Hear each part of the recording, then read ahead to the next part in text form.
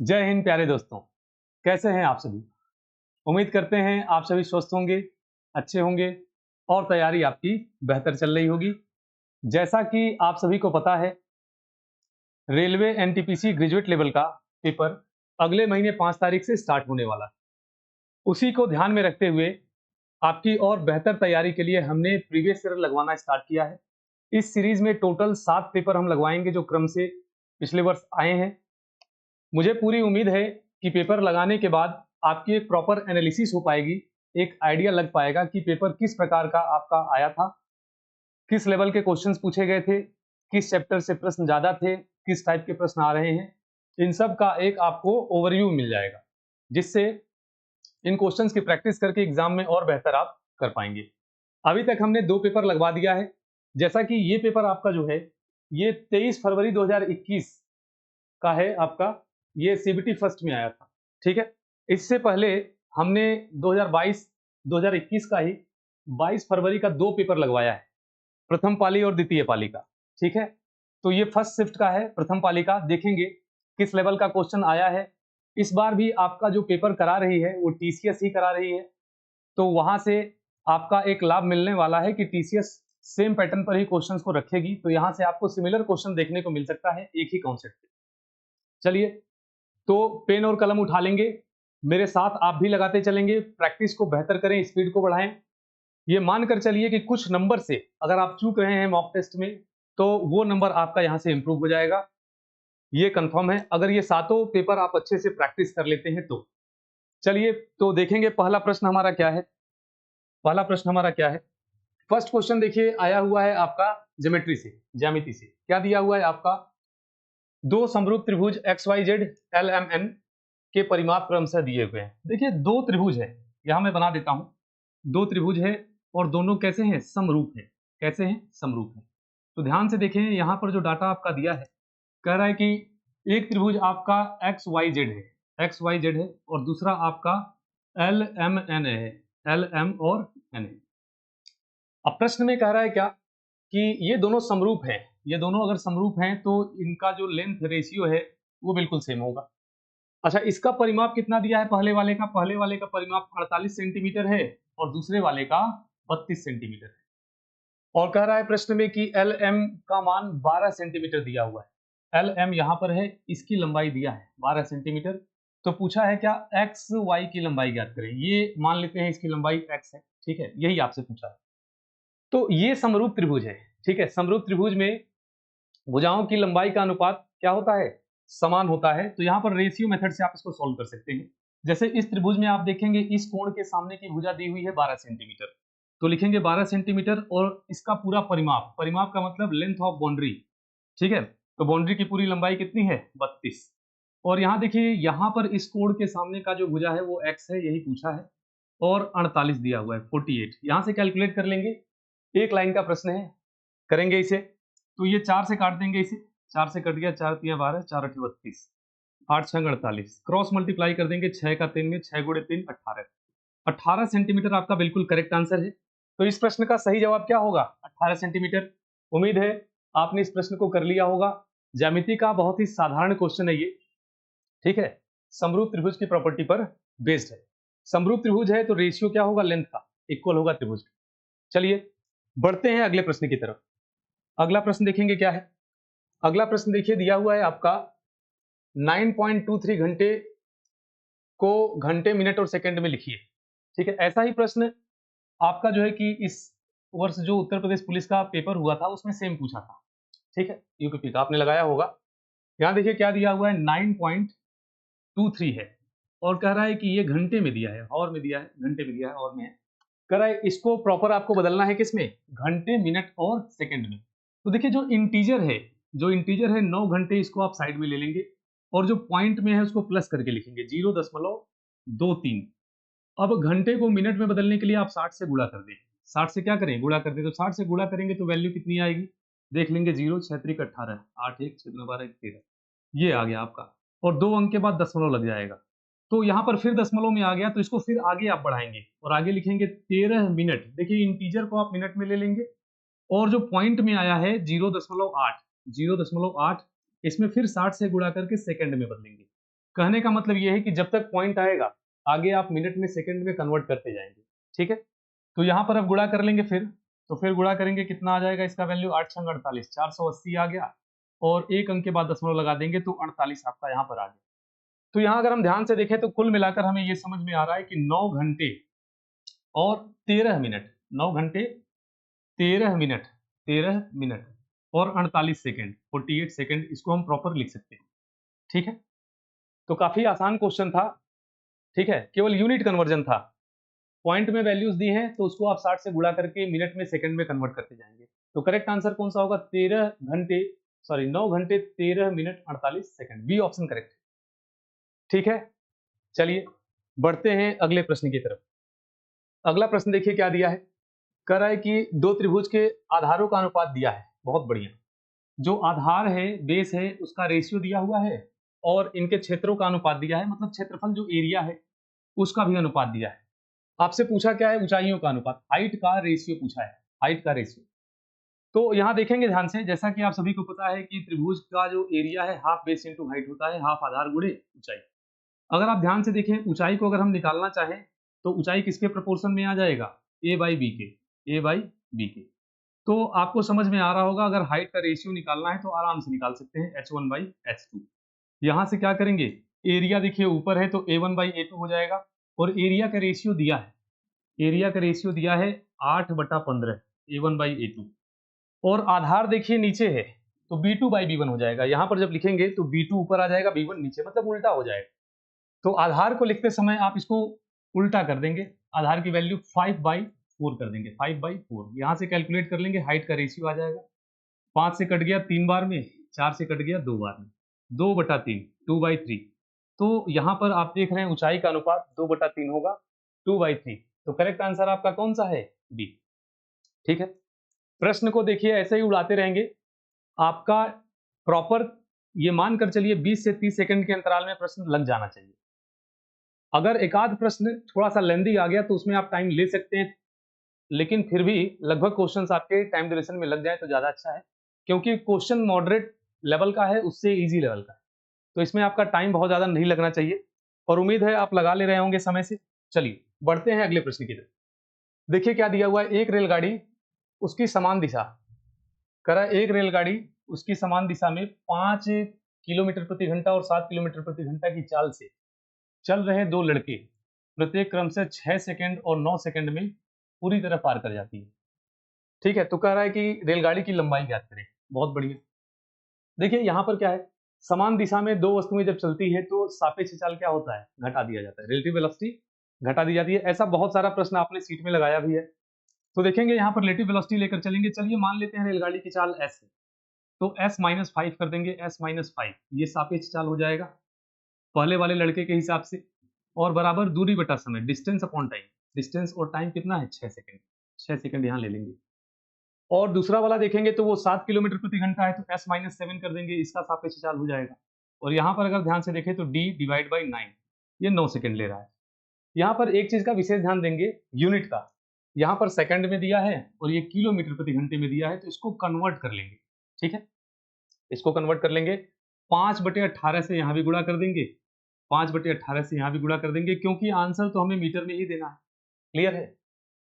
अब इन दोनों इक्वेशन को आप आराम से सॉल्व कर सकते हैं। यहाँ पर क्या करेंगे? माइनस कर देंगे, तो माइनस करेंगे तो देखिए साइन चेंज हो जाएगा, ये माइनस, ये प्लस, ये माइनस, और साइन चेंज होगा तो ये सेम वैल्यू है, कॉमन आ जाएगी, s से s कट जाएगा, और फिर देखिए यहाँ पर 7 से 5 कटेगा तो -2 आएगा, तो हम लिख सकते हैं 5/18, 5/18 इंटू में -2। और इधर अगर देखेंगे आप तो d आपका ये ट्रेन की लंबाई है, d कॉमन आ जाएगा, यहाँ एलसीएम ले लेंगे 6 × 9, और यहाँ पर आपका आ जाएगा 9 माइनस 6 माइनस 9, ये आ जाएगा। क्लियर है?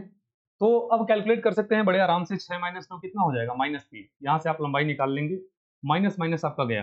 ठीक है, 3 से कट जाएगा, 6 2 बार में, ये कट गया, 9 से कट गया आपका, 9 दूना 18 2 बार में, और 2 से 2 कट गया, कुल मिलाकर सारा डाटा आपका कट गया, 5 × 2 कर देंगे 10। तो ट्रेन की लंबाई कितनी आ गई? ट्रेन की लंबाई आ गई 10 मीटर। क्लियर है? तो करेक्ट आंसर कौन सा होगा इसका? करेक्ट आंसर होगा 10 मीटर, दूसरा आपका बिल्कुल सही आंसर। क्लियर है? एक चीज का ध्यान रखेंगे, यूनिट का विशेष ध्यान देंगे टाइम स्पीड डिस्टेंस पे। ज्यादातर प्रश्न में किलोमीटर प्रति घंटे के साथ समय आपका सेकंड में दिया रहेगा, तो 5/18 से गुणा करना ना भूलें। और कोई दिक्कत नहीं है, प्रश्न काफी आसान था। आपको पता है कि किसी पुल को, किसी व्यक्ति को अगर ट्रेन क्रॉस कर रही है तो जो उसके द्वारा चली गई लंबाई है वो ट्रेन की लंबाई के बराबर होगी, अपनी पूरी लंबाई को क्रॉस करेगी। तो यहाँ पर जो डी रखा गया है ये ट्रेन की क्या है, लंबाई। चलिए बढ़ते हैं अगले प्रश्न की तरफ। अगला प्रश्न देखिए क्या दिया है, कह रहा है कि यदि एक समबहुभुज, पॉलीगॉन की बात कर रहा है, समबहुभुज के सभी अंतःकोण 120 डिग्री है, तो कह रहा है क्या, बहुभुज के भुजाओं की संख्या ज्ञात करें। बहुत ही बढ़िया प्रश्न है। आपको हमने बताया था कि देखिए जो अंतःकोण का योगफल होता है वो कैसे निकलता है, या फिर अंतःकोण कैसे निकलता है, n-2, n माइनस समबहुभुज का जो अंतःकोण निकलता है वो कैसे निकलेगा, कोण के आधार पर, n-2 इंटू 180 इंटू 180 और डिवाइड बाई क्या कर देते हैं हम, n, डिवाइड बाई n। इससे आपका अंतःकोण निकल जाता है पॉलीगॉन का, समबहुभुज का।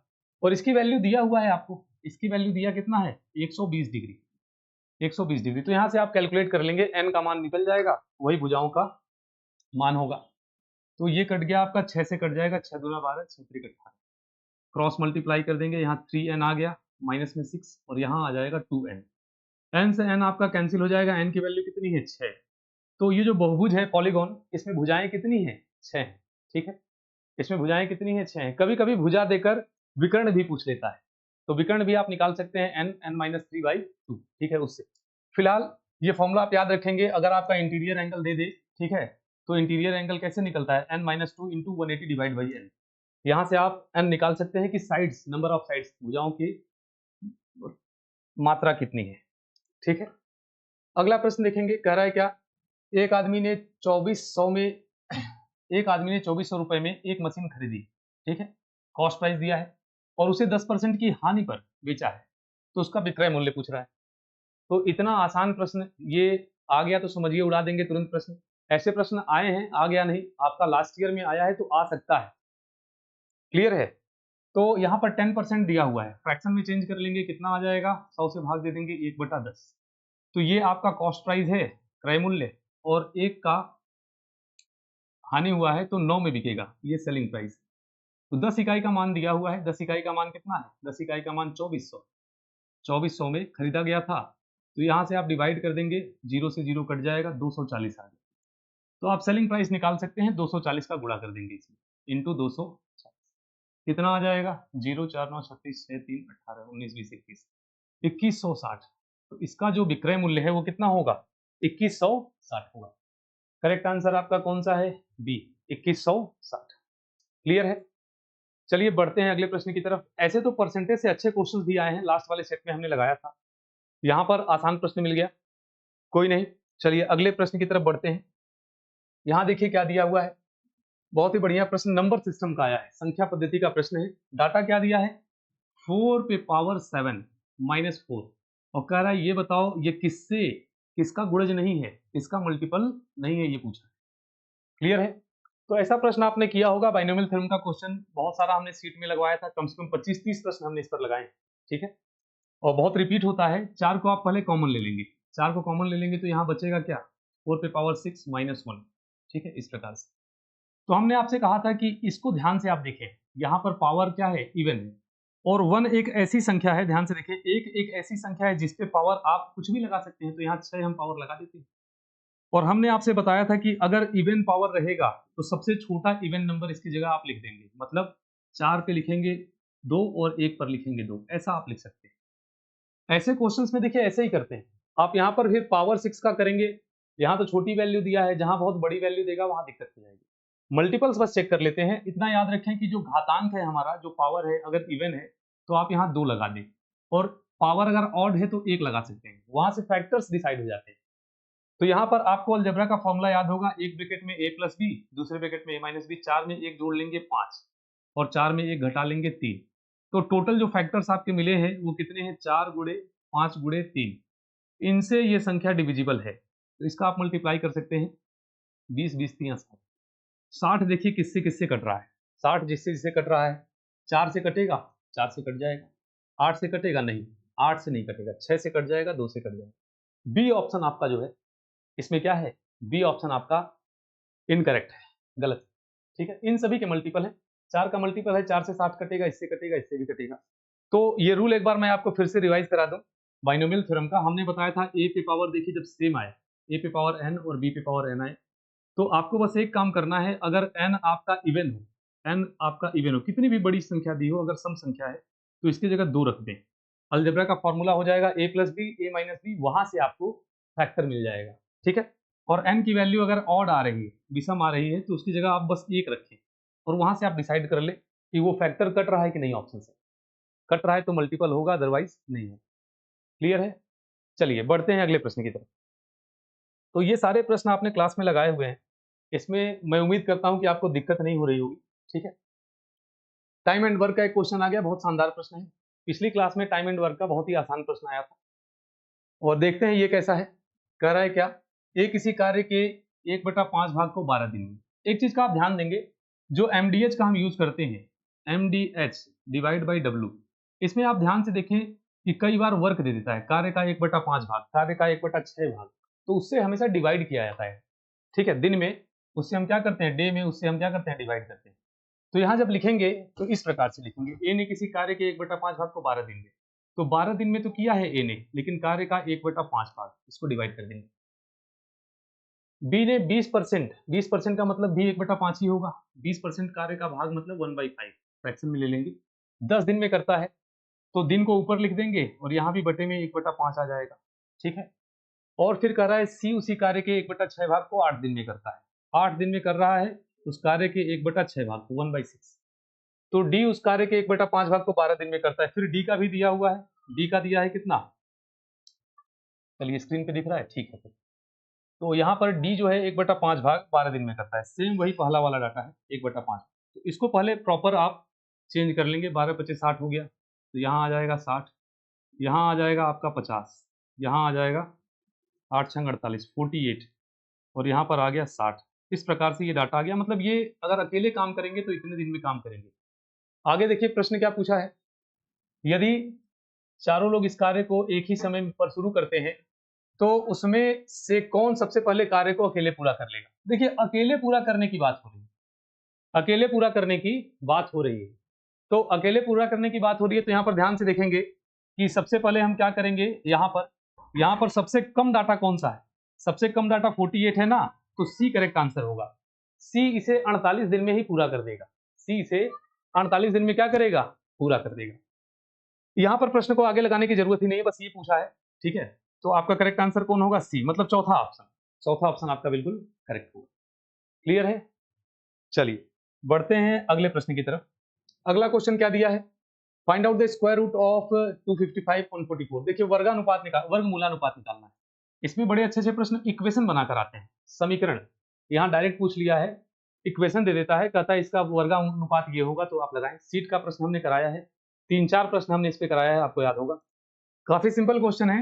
यहाँ पर 15 आपको पता है 15 का वर्ग है, और यहाँ आपका 12 का वर्ग है, 15:12 इसका करेक्ट आंसर होगा। ये रहा आपका फ्री का नंबर। ठीक है, ऐसे क्वेश्चंस भी मिलेंगे आपको। चलिए बढ़ते हैं अगले प्रश्न की तरफ। ठीक है, तो वर्गानुपात बोला है तो स्क्वायर रूट आप निकाल देंगे। अगला प्रश्न क्या है, निम्नलिखित में से कौन सा भिन्न सबसे छोटा है। बहुत बढ़िया, फ्रैक्शन से अगला प्रश्न। तो देखिए यहाँ पर न्यूमिनेटर अगर सेम है, अंश देखिए यहाँ भी 7 है, यहाँ भी 7 है, तो डायरेक्ट हम चेक कर लेंगे, नीचे जिसकी वैल्यू आपकी बड़ी होगी वो छोटा बन जाएगा। ये 10 है ना, तो ये कंफर्म हो गया कि ये तो आंसर नहीं हो सकता, इससे छोटा ये। तो यहाँ आपका 7/10 मिला, यहाँ 5/7 मिल गया, 5/7। और एक और फ्रैक्शन है 3/4, 3/4, इस प्रकार से 3/4। तो कह रहा है क्या, एग्जामिनर पूछ रहा है इसमें सबसे छोटा कौन है, चेक कर लेंगे सबसे छोटा कौन है। ठीक है, चेक कर लेंगे इसमें सबसे छोटा कौन है। तो देखिए 2-3 मेथड है, एक तो एलसीएम आप ले सकते हैं डिनोमिनेटर का, उससे अच्छा है क्रॉस मल्टीप्लाई कर देंगे।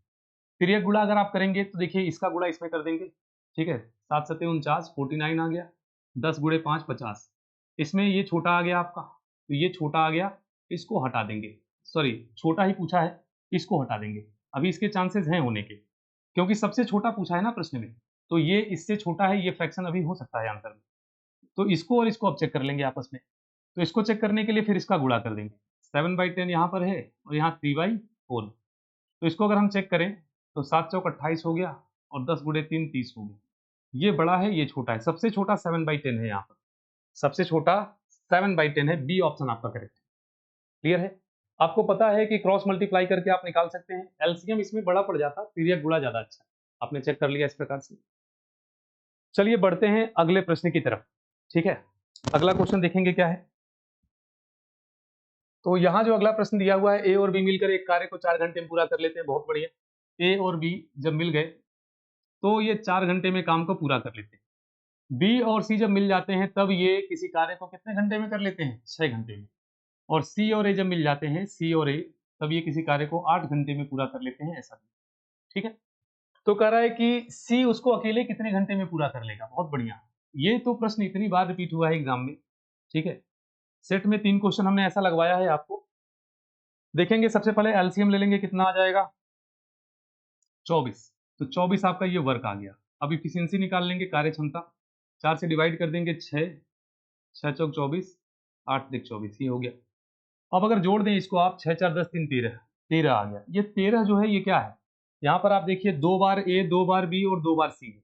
इसका मतलब ये 2a प्लस बी प्लस सी, ए प्लस बी प्लस सी, मतलब ए प्लस बी प्लस सी 2 बार है, इनकी कार्य क्षमता है। तो अगर इस 2 को आप यहाँ से हटा दें तो हम बोलेंगे 13/2।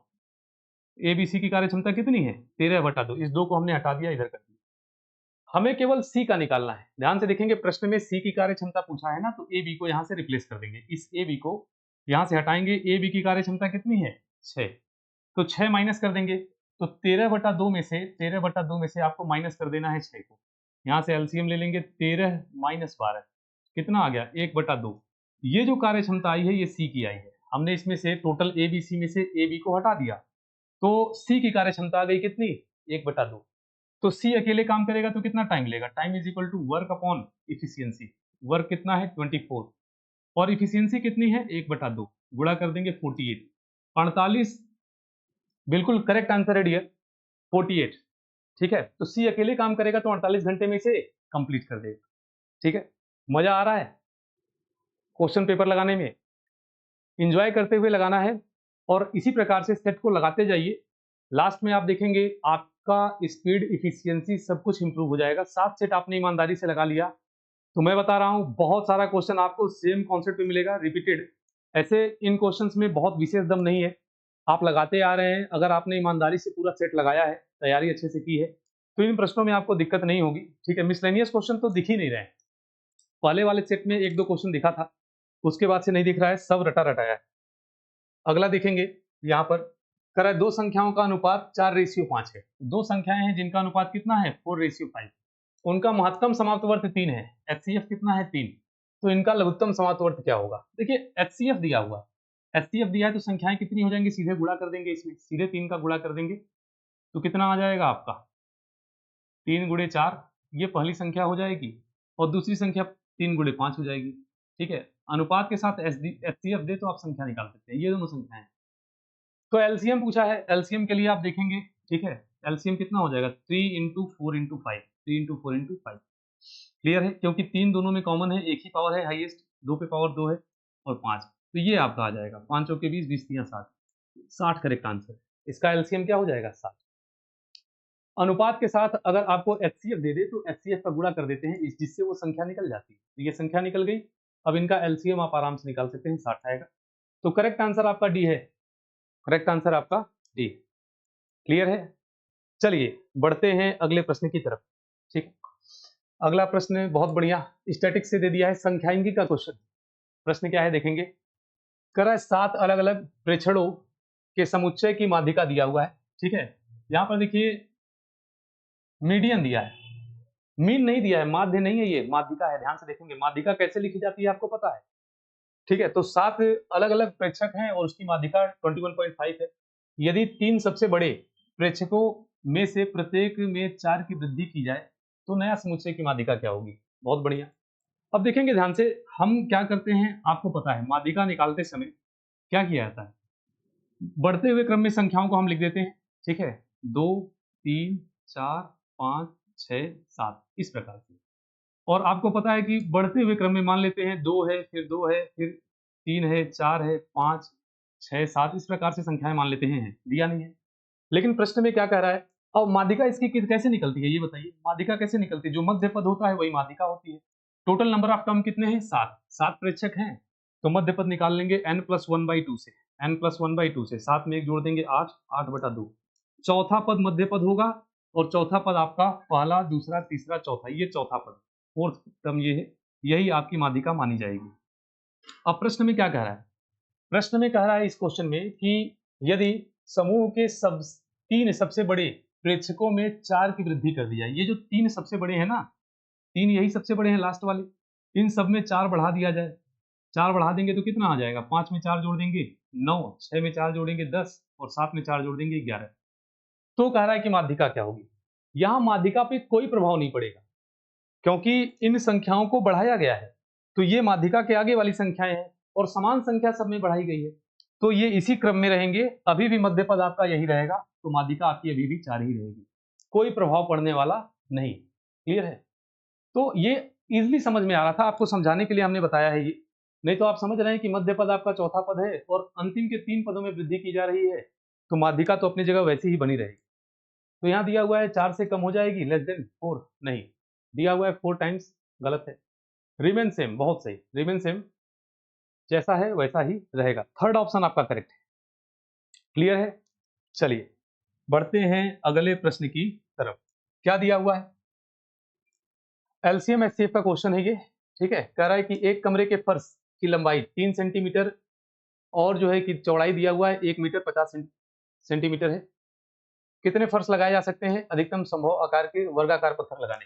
देखिए स्क्वायर साइज में लगाना है पत्थर, ठीक है, तो आराम से कर लेंगे इसे। देखिए मान लेते हैं ये फर्श है, तो फर्श में डाटा आपका कैसे दिया है, कह रहा है क्या कि इसकी जो लंबाई है वो 3 सेंटीमीटर है, 3 सेंटीमीटर है, और चौड़ाई जो दिया हुआ है आपका वो दिया हुआ है 1 मीटर और 50 सेंटीमीटर, 1 मीटर और 50 सेंटीमीटर। 1 मिनट, डाटा थोड़ा करेक्ट करेंगे, यहाँ पर आपका 3 मीटर होना चाहिए, 3 मीटर यहाँ पर करेक्शन कर लेंगे, ठीक है।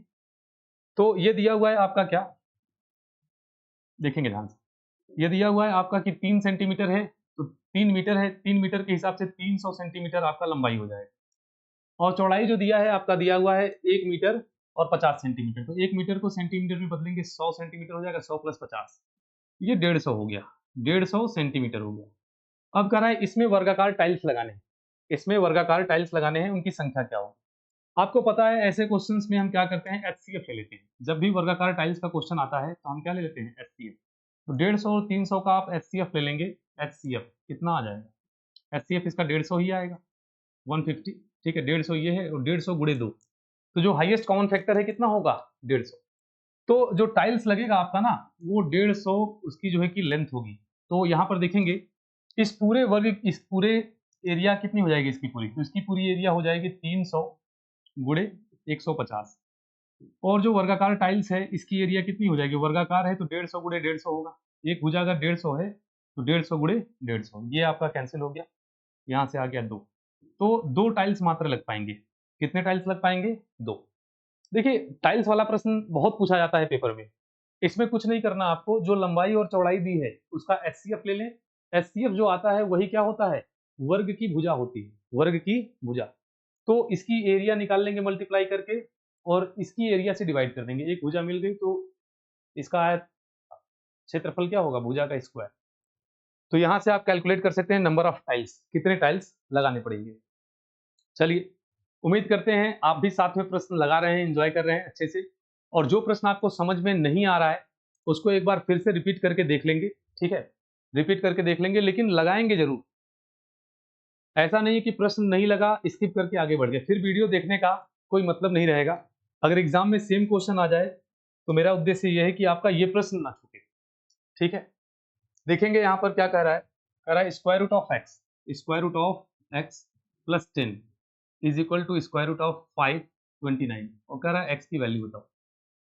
तो काफी आसान प्रश्न है, 529 का वर्गमूल हो जाएगा आपका 23, और 10 इधर जाएगा तो माइनस हो जाएगा, 13 बचेगा। स्क्वायर रूट ऑफ एक्स की वैल्यू कितनी आ गई, 13, तो वर्ग कर देंगे दोनों पक्षों का 169, ये आपका x का मान है, x का मान बी ऑप्शन करेक्ट है 160।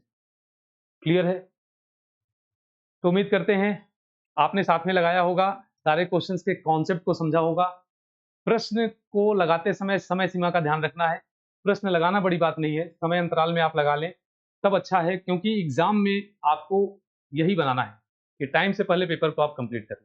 ठीक है, तो मिलेंगे अगले वीडियो में। इसके बाद 15 क्वेश्चन इसका और बच गया है, 15 क्वेश्चन हमने सीक्वेंस से लगवा दिया है। अगली वीडियो में 15 और लगवा देंगे, तो ये हमारा 2023 का प्रथम पाली का सेट कंप्लीट हो जाएगा।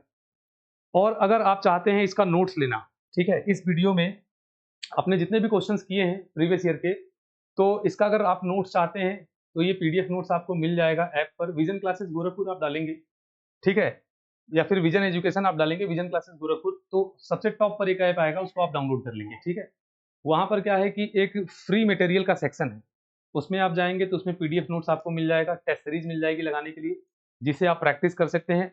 टाइम बाउंडेड रहेगा उसमें, बिल्कुल आपका रेलवे एग्जाम की तरह ही होगा, उसमें प्रैक्टिस कर सकते हैं। प्रैक्टिस सेट आप अलग से निकाल कर पीडीएफ फॉर्म में भी कर सकते हैं, और सारे प्रीवियस ईयर उसमें पड़े हुए हैं। ठीक है, जो लास्ट ईयर के क्वेश्चन पेपर हैं वो पड़े हुए हैं, आप ऑनलाइन उसका एग्जाम देकर प्रैक्टिस कर सकते हैं। तो चलिए मिलते हैं अगली वीडियो में, तब तक के लिए बहुत बहुत धन्यवाद। जय हिंद, जय भारत।